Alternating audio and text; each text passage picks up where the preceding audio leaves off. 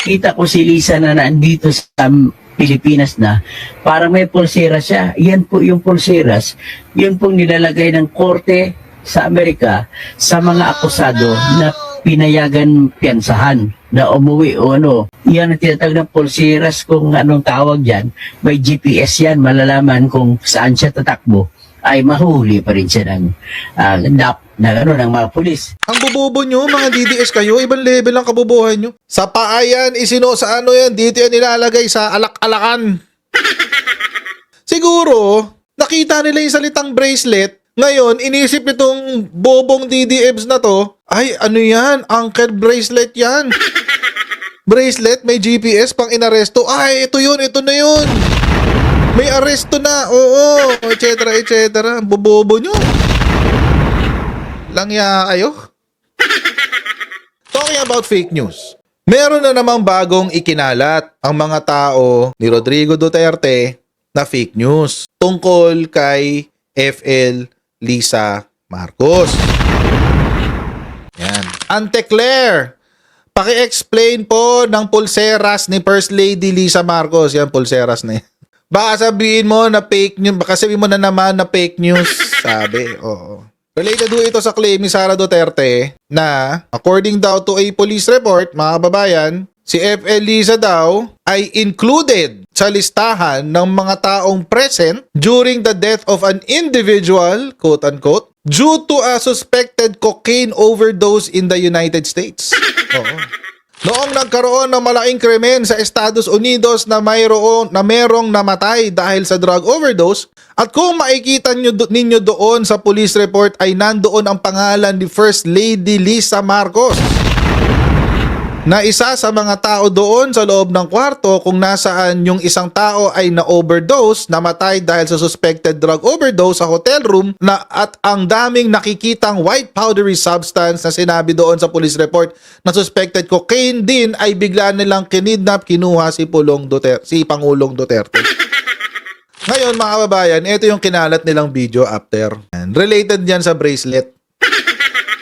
Ito yung video. Nakita ko si Lisa na nandito sa Pilipinas na, para may pulsera siya. Yan po yung pulseras, yun pong nilalagay ng korte sa Amerika sa mga akusado na pinayagan piyansahan na umuwi o ano. Yan ang tinatawag ng pulseras, kung anong tawag dyan.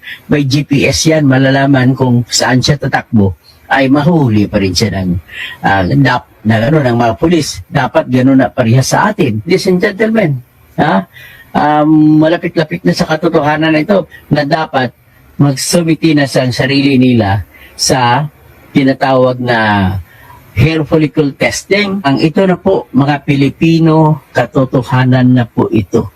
Hindi po ako magdududa na kailangan huwag na pong ibuto ang lahat ng mga kandidato ni BBM. There is no exception. May bracelet daw kasi si FL Lisa Marcos na may GPS para matrack daw siya ng kapulisan ng Amerika. Mga kababayan, itong relo ko may GPS din to. Natatrack ba ako ng kapulisan ng Amerika? Ibig sabihin, arestado ako sa Amerika? Kagagaling ko lang na Amerika eh. So, inaresto ko at nakapagpiyansa ako at ngayon ay nasa Pilipinas ako. Pero tinatrack ako ng HPD o Houston Police Department sa pamamagitan ng aking relo.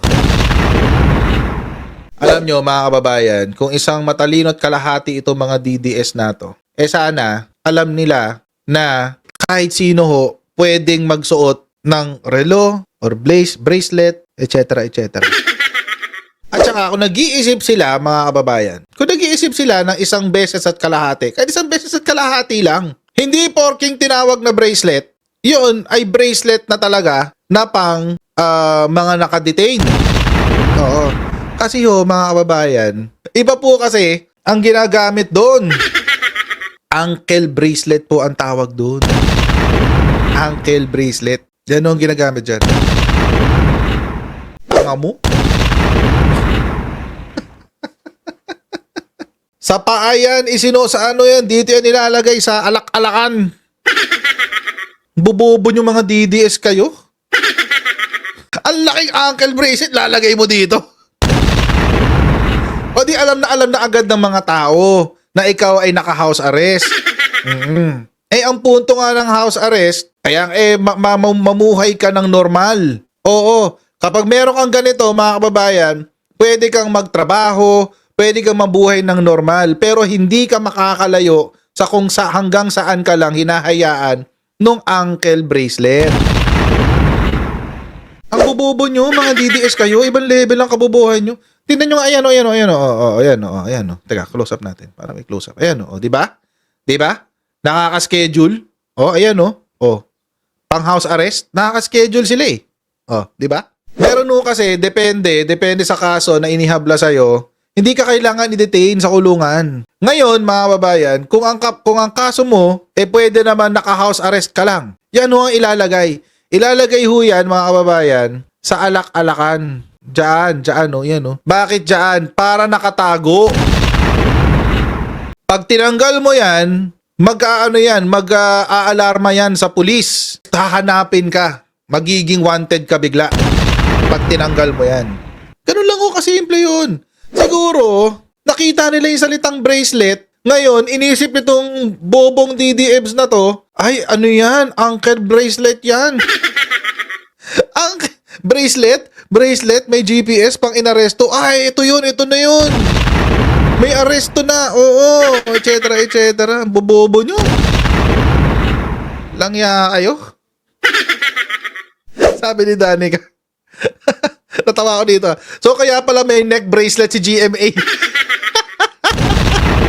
Ang laki ng monitor niya na nasa leeg. Langya. Natawa naman ako dito. yung ankle monitor, yung monitor, no, yung arrest monitor ni GMA. Nasa leeg. Nakasasakal. Ang bububo nyo talaga, mga DDS kayo. Tapos pagtatanggol kayo ni Rappler, sasabihin, offensive daw ako dahil tinawag kong may topak ang DDS. Alam nyo ang may ebidensya? Totoong nagkaroon ng krimen yung death threat ni Sara Duterte kay PBBM, kay FL at kay Martin Romualdez. Totoong may subpina, yung subpina ni Sara Duterte na dapat ay a-attend na niya today. May 9. Yun, totoo yun. Walang joke dun. Sa mga DDS, wala kayong pinagkaiba kay Krappler. Iisa na kayo ng hilatsa ng bituka. Oo. Sa totoong buhay, ang mga DDS at ang Krappler ay walang pinagkaiba pagdating sa fake news. Pinagkaiba lang nila, si Krappler organized sa fake news nila. Ang mga DDEBs, magulo.